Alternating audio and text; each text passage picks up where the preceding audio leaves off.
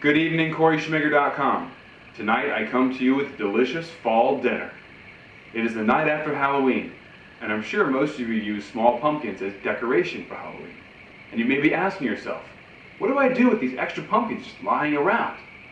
Sure, you could make pumpkin pie, but why don't you stuff it?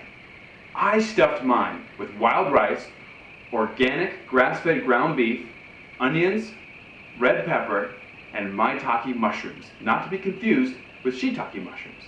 Maitake mushrooms, M-A-I-T-A-K-E, can be found in your local Whole Foods. This dinner is delicious. If you like pumpkins, even if you don't like pumpkins, it's still worth a shot. The recipe below will tell you exactly what you need to do. It's about 45 minutes.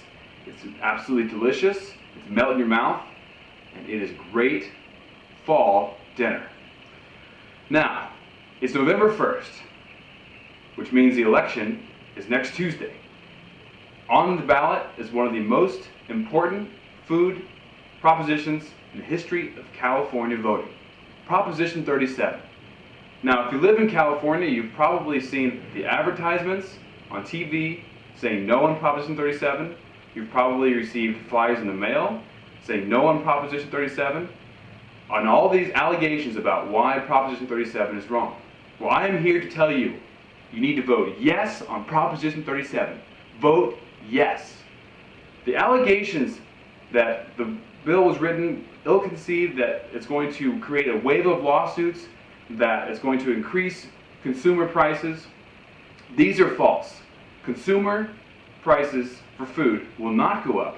A very small label is not going to change the price of the food. It's easy to change these labels. Lawsuits are not going to be starting to come out of the woodwork. It is very easy to follow the rule. You put a little sticker on there that says genetically modified.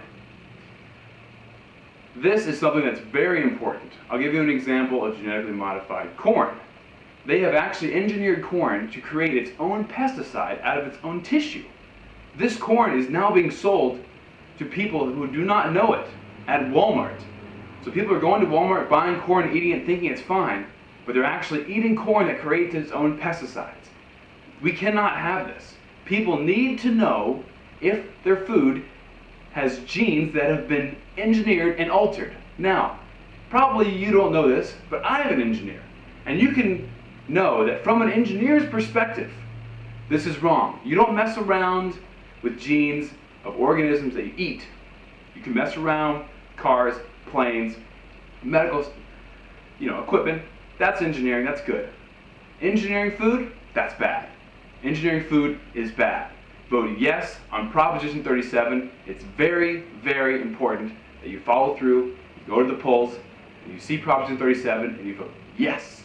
Don't listen to all of the crap on the TV. Don't listen to the flyers that come in the mail. This is by Monsanto, DuPont, Dow, Syngenta. These companies create pesticides, and of course, they want this bill to not pass because they are in the business of creating these genetically modified food. Because, oh my gosh, what if people start to see these labels on their food that says genetically modified and they start to buy less of them? Oh my gosh, these companies are going to freak out, which is why they put $42 million towards shutting this proposition down. But people like you and people like me are not going to let that happen. We're going to do our best. We're going to go to the polls and we're going to vote yes on Proposition 37. So this is my last endorsement before the election, telling you, the voter, the consumer, to vote yes on Proposition 37. It is important to you, it is important to me, and it is a stepping stone towards the United States of America. State by state, we will start to label genetically modified organisms. So, this is Corey Shoemaker, hoping that you will take my advice, have a pumpkin dinner, vote yes on 37, and always remember,